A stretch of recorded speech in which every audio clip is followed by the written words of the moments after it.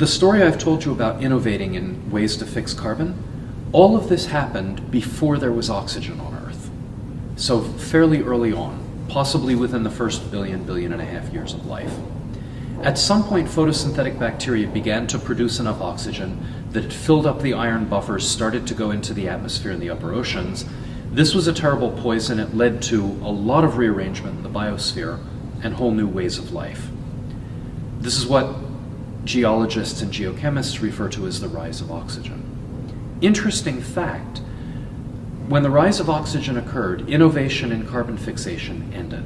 We do not know of any further innovations that happened after that.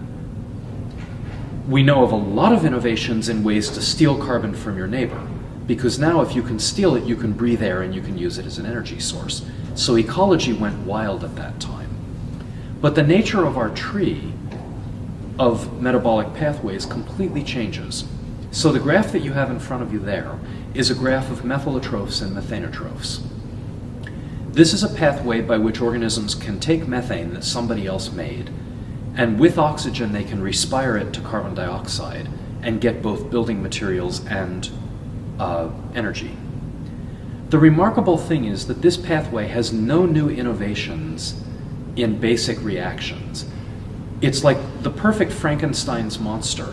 It has pieces of pathways from all 6 of the carbon fixation pathways cut out of them and sewn together.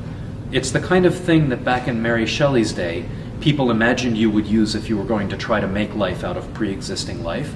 The amazing thing is, this was done at the level of pathway segments by this remarkable group of proteobacteria.